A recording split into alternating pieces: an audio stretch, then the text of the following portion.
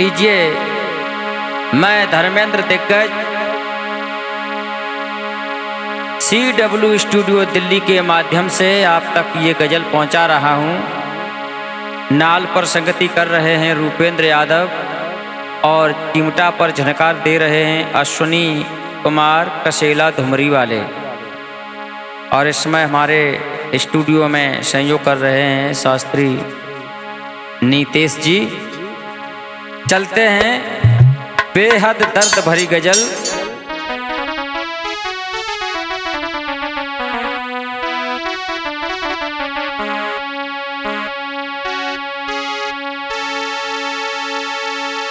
हमने गाली भी खाई तेरी और बददुआएं भी झेली तेरी।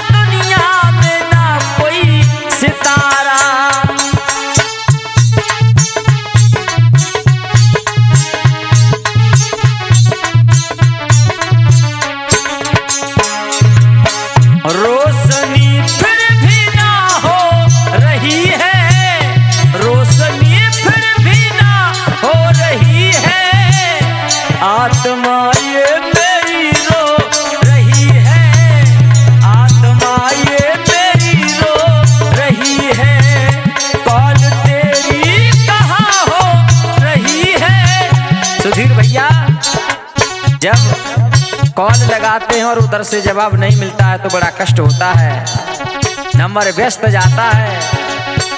कॉल तेरी कहाँ हो रही है, आत्मा ये मेरी रो रही है, आत्मा ये मेरी रो रही है।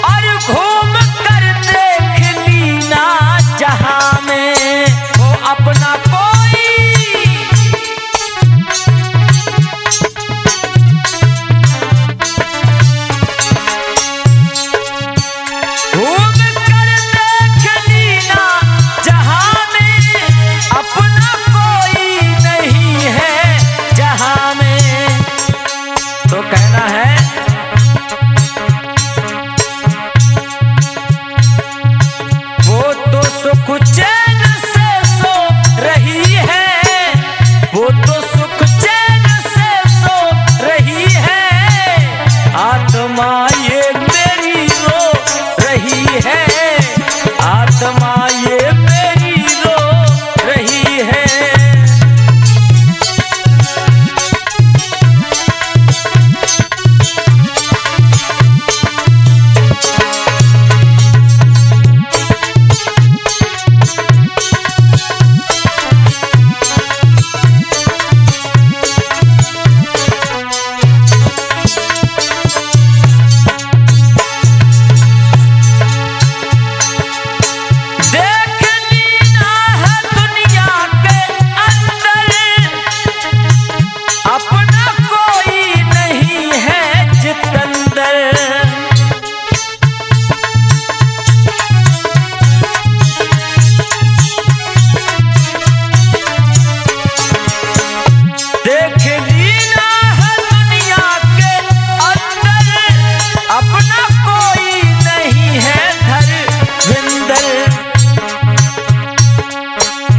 कहना है दुनिया माया को यहाँ रो रही है, दुनिया माया को यहाँ रो रही है। कौन तेरी कहाँ हो रही है, कौन तेरी कहाँ हो रही है।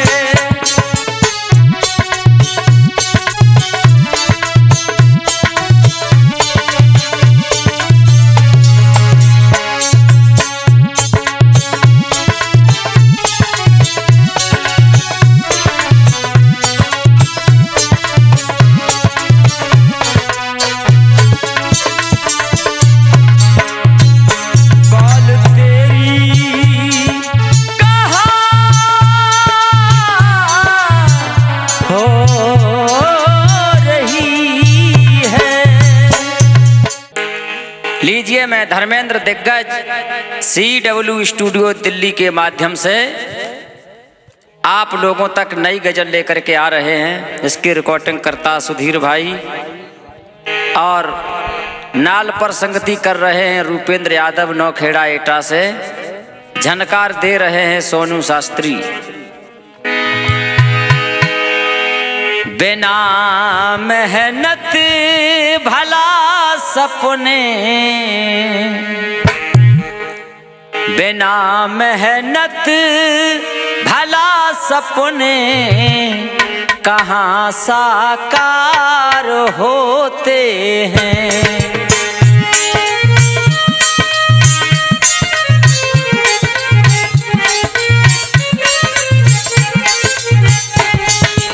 बिना मेहनत भला सपने कहाँ साकार होते हैं।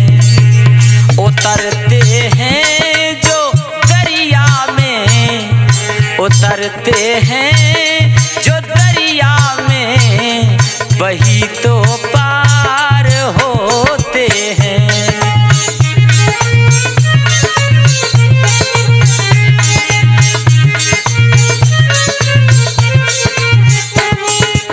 उतरते हैं जो दरिया में, वही तो पार होते हैं।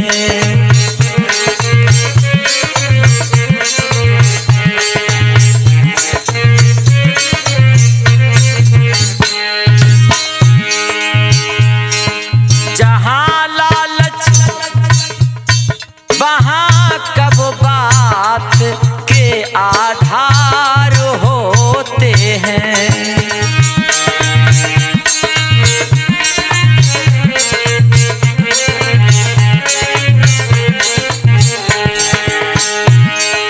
जहाँ लालच वहाँ कब बात के आधार होते हैं।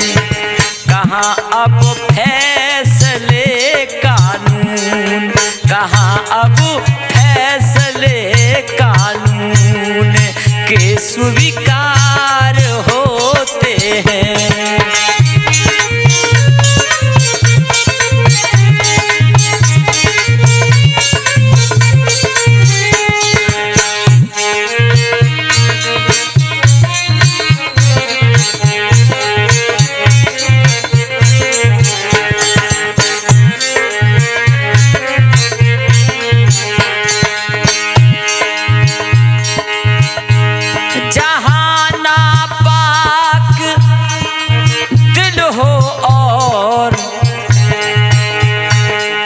जफरत भी जहन में हो।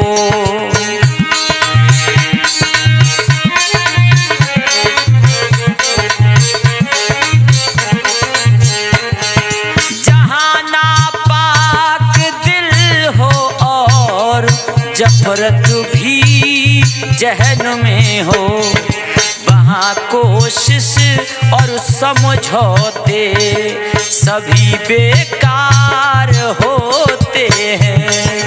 बिना मेहनत भला सपने नहीं साकार होते हैं।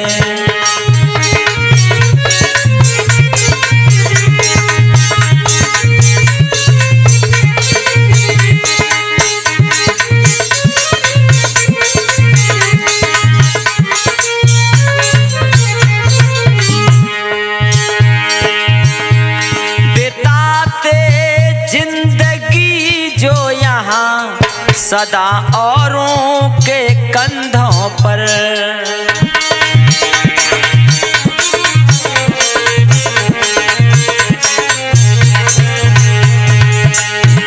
बिताते जिंदगी जो है यहाँ औरों के कांधों पर, तो यकीनन वो तो दुनिया में सभी भूभार होते हैं। उतरते हैं जो दरिया में वही तो पार होते हैं।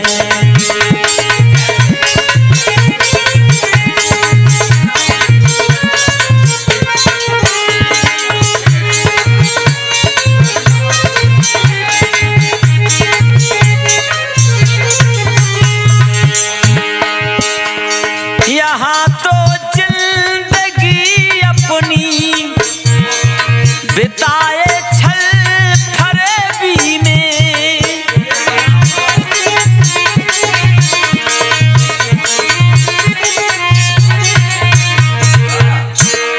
यहाँ तो जिंदगी अपनी बिताए छल फरेबी में, बिताए छल फरेबी में। सभी मेरी नजर में वो लोग मक्कार होते हैं, वो मक्कार होते हैं।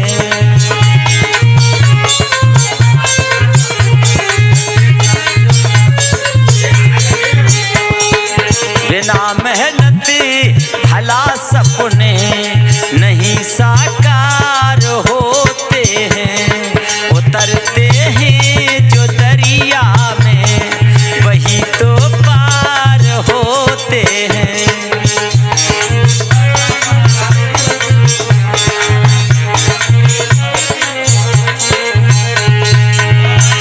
कमी भी फर्ज अपना तुम, कभी भी फर्ज अपना तुम भुला कर कर नहीं सकते।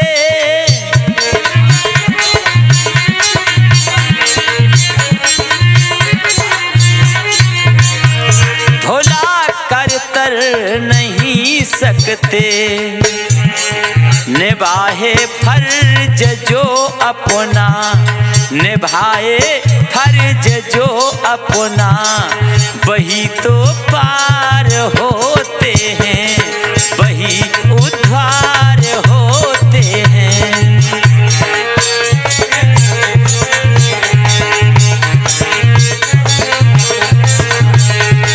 मिटाए नफरतें दिल से, करे सच बात जो हरदम,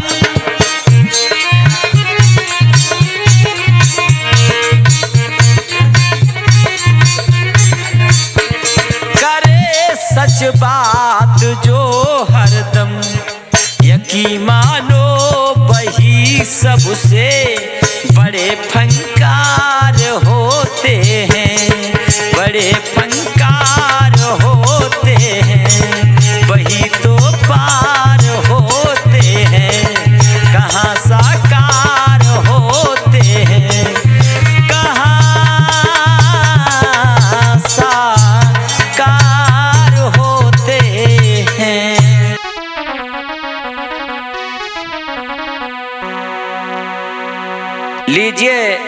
धर्मेंद्र दिग्गज मुबारक पर छचैना एटा CW स्टूडियो दिल्ली के माध्यम से आप तक नई गजल लेकर के आ रहा हूं। और इस समय नाल पर संगति कर रहे हैं रूपेंद्र यादव नौखेड़ा एटा से। झनकार दे रहे हैं अश्विनी कुमार कसेला धुमरी से। और इस समय रिकॉर्डिंग करता हमारे सुधीर भैया। बड़ी पावन गजल है भैया रूपेंद्र।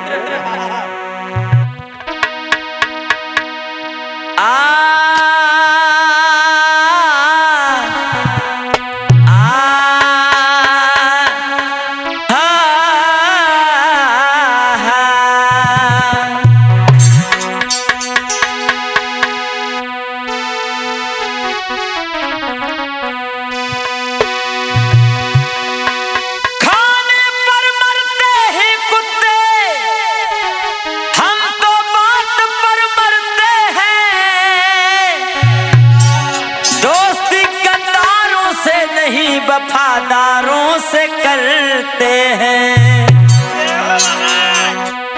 न जाबात याद है न बाबात याद है। और हमको तो केवल यार की विश्वासघात याद है। जब कोई बात भूली याद आती है तो आंख रोती है, बरसात होती है। चलते हैं। अरे प्यार का दुश्मन, प्यार का दुश्मन देखा जमाना।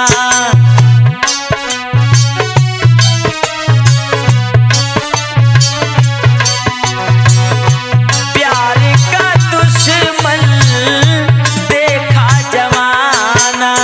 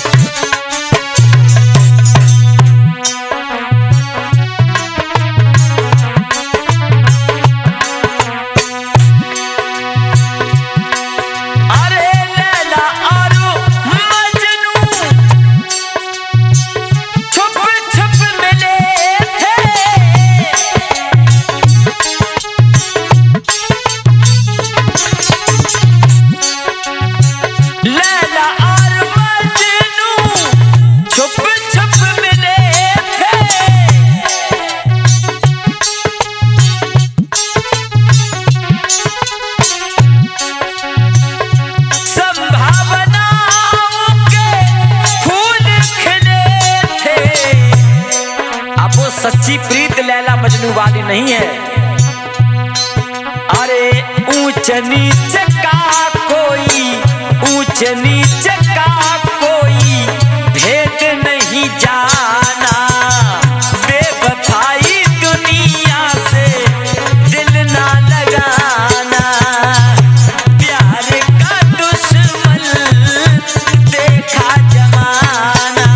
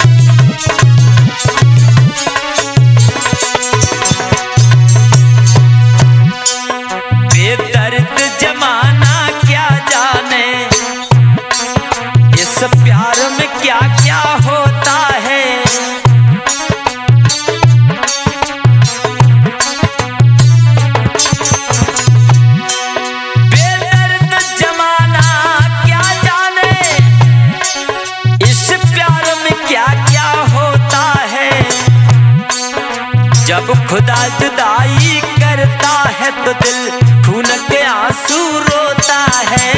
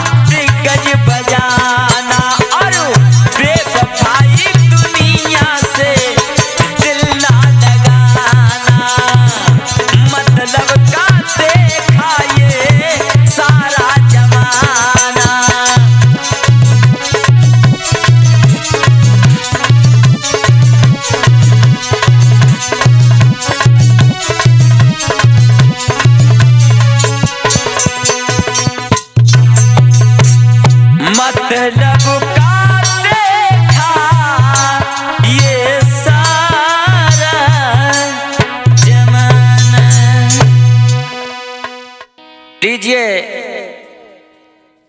नई गजल नया धमाका CW स्टूडियो दिल्ली के माध्यम से, जिसके रिकॉर्डिंग करता सुधीर भाई एटा।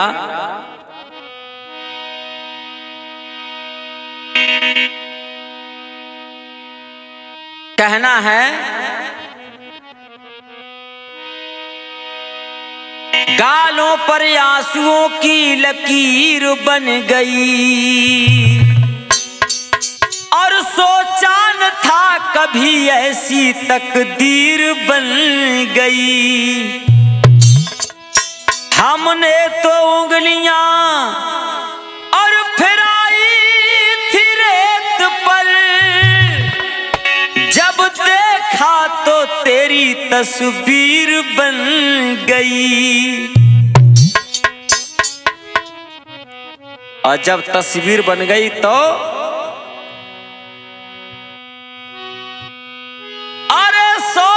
दीप जलाकर अपनी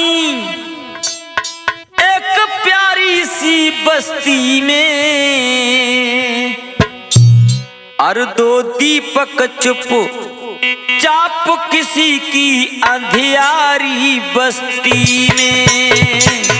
दो दीपक चुप चाप किसी एक अंधियारी बस्ती में।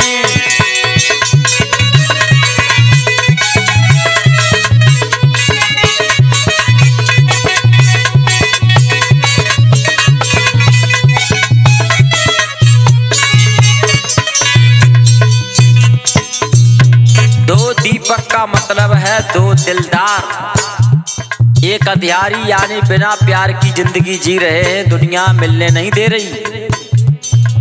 दो दीपक चुप चाप पड़े हैं अंधियारी बस्ती में।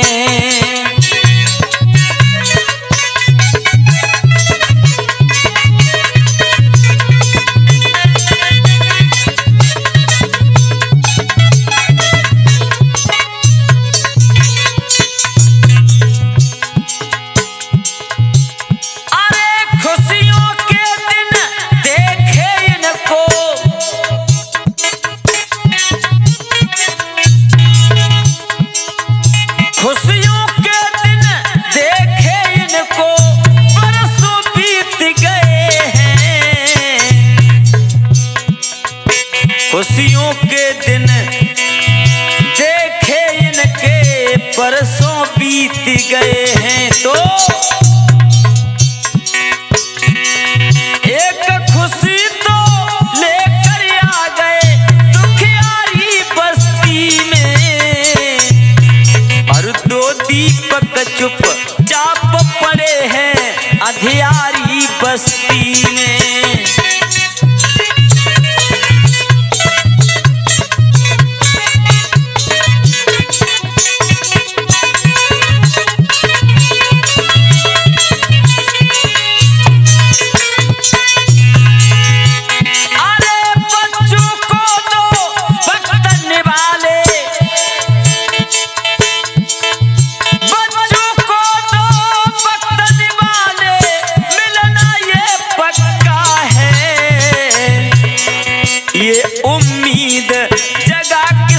से एक हारी बस्ती में और दो दीपक चुप चाप पड़े हैं अंधियारी बस्ती में।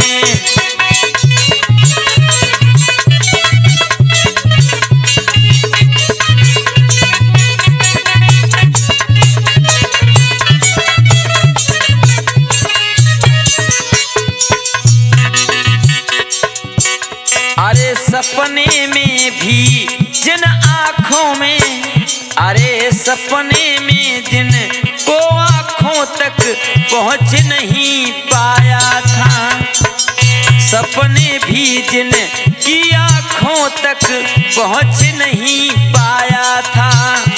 अरे सपने में भी जिन आँखों तक पहुँच नहीं पाया था, और ऐसे लोग हजारों हैं इस सारी बस्ती में। और दो दीपक चुप चाप पड़े हैं अंधियारी बस्ती में।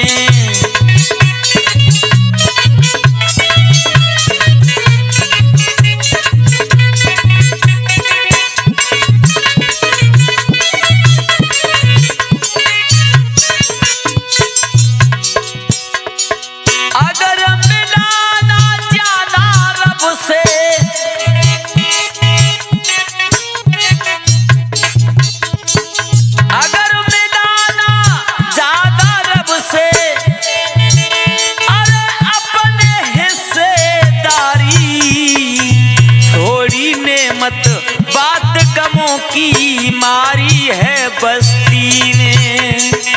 दो दीपक चुपचाप पड़े हैं अंधियारी बस्ती में।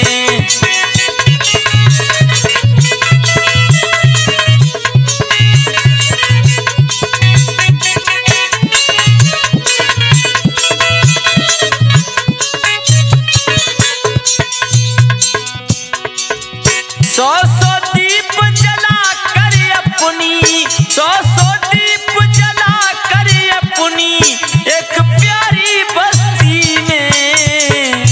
दो दीपक चुप चाप पड़े हैं अंधियारी बस्ती में।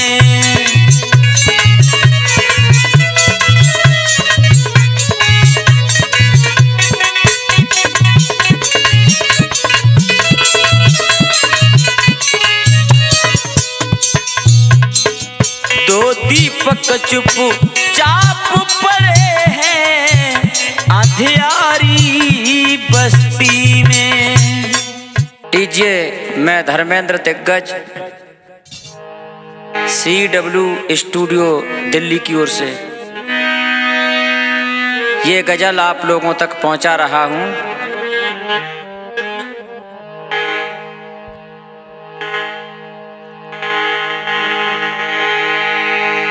तूने ही तो मुझको और तूने ही तो मुझको इंसान बना दिया।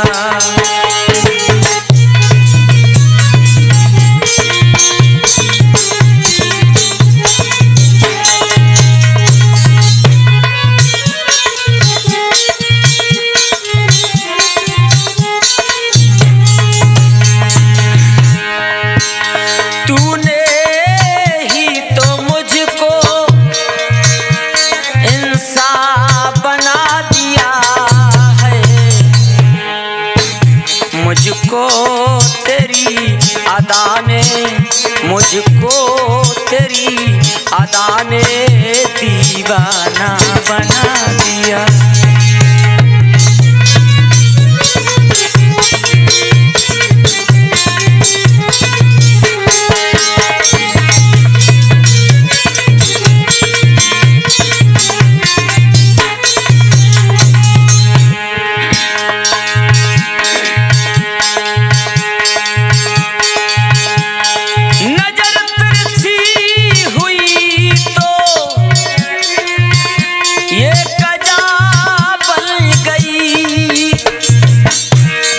नजर ऊंची उठी तो फिर ये हया बन गई।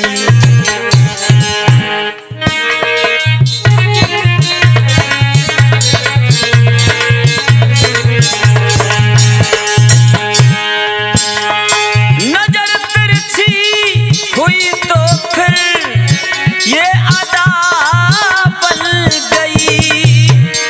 नजर ऊंची उठी तो फिर ये हया बन गई।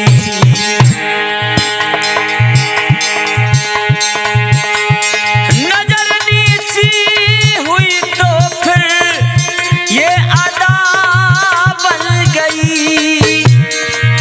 और जब नजर से नजर मिली तो फिर फिदा बन गई। मुझको तेरी नजर ने, मुझको तेरी नजर ने दीवाना बना दिया।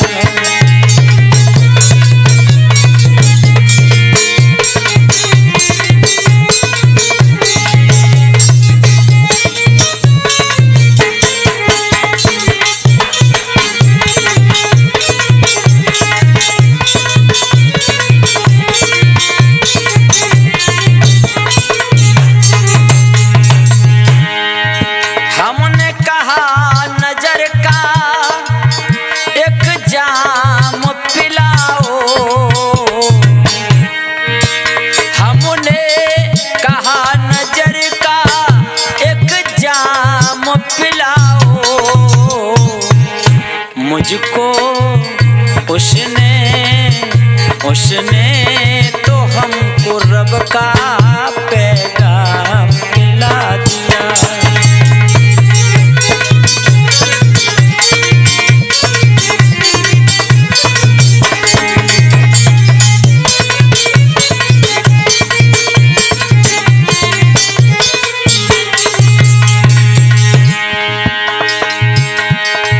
और मुझको तेरी अदा ने, मुझको तेरी अदा ने दीवाना बना दिया।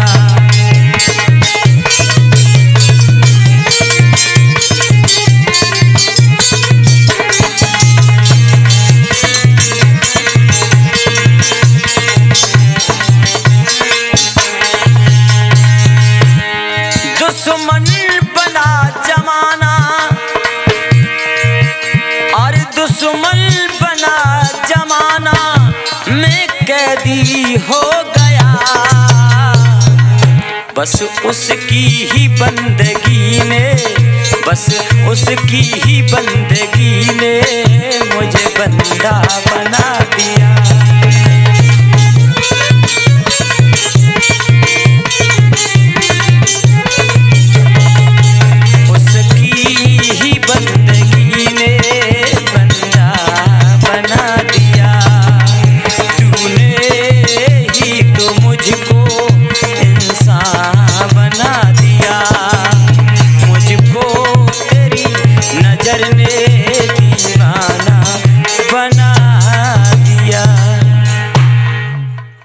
सब दुनिया किनारे ढूंढती है, किनारे ढूंढती है, लेकिन हमारे गीत में सब किनारा से किनारा कर रहे हैं, किनारे से किनारा कर रहे हैं। सुनिए गजल क्या कहती है।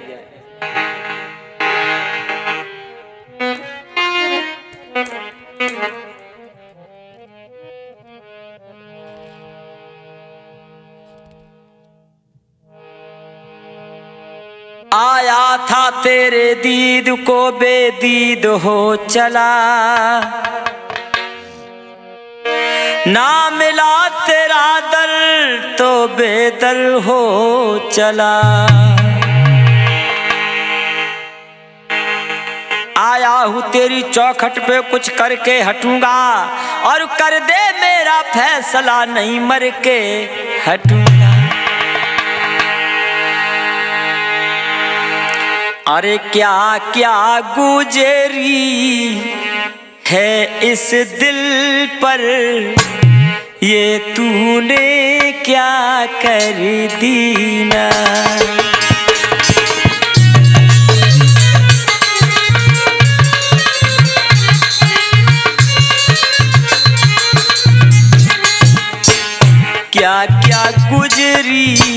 है इस दिल पर, ये तूने क्या कर दीना।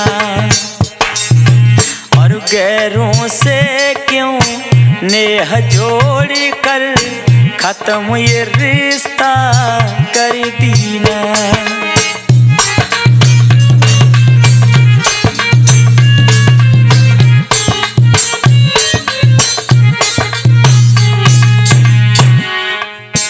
रात रात भर कॉल पे बातें दिल से दिल की करते थे।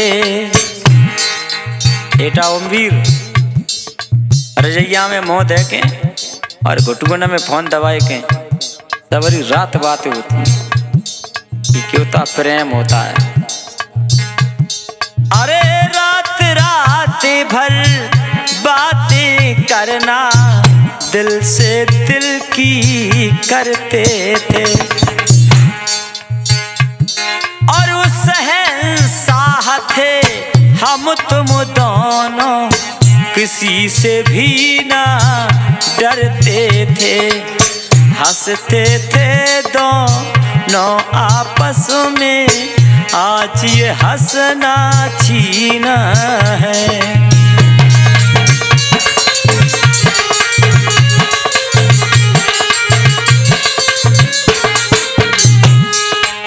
हंसते थे दोनों आपस में, आज मेरा हंसना है छीना। क्या क्या गुजरी है इस दिल पर, ये तूने क्या कर दीना।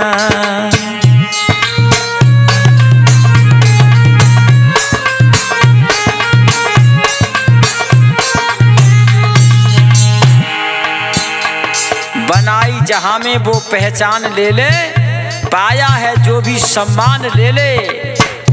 और आन बान और शान ले ले, लेनी है तो मेरी जान ले ले। मगर तू खामोश रहकर मेरी खामोशियों का एक इम्तिहान ले ले। मैं खामोश क्यों हूं? अरे मैंने सोचा था जीवन में कभी नहीं खोने दूंगा। अरे खुदा कसम में राजा बाबू, तुझे नहीं रोने दूंगा।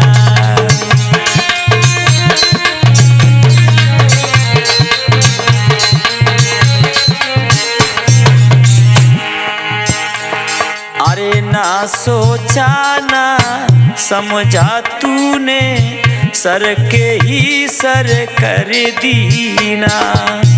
गैरों से क्यों नाता जोड़ा, खत्म ये रिश्ता कर दीना।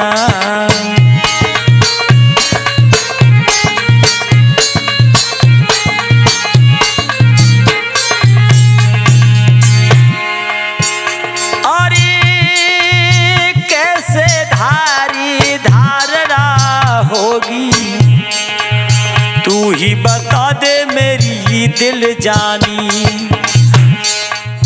आज हम नहीं तेरे हैं क्या, जल्दी बता दिल भर जानी। प्यार में धोखा देना नहीं था, जहर जिगर में भर दीना। गैरों से क्यों नेह लगाया, खत्म ये रिश्ता कर दीना।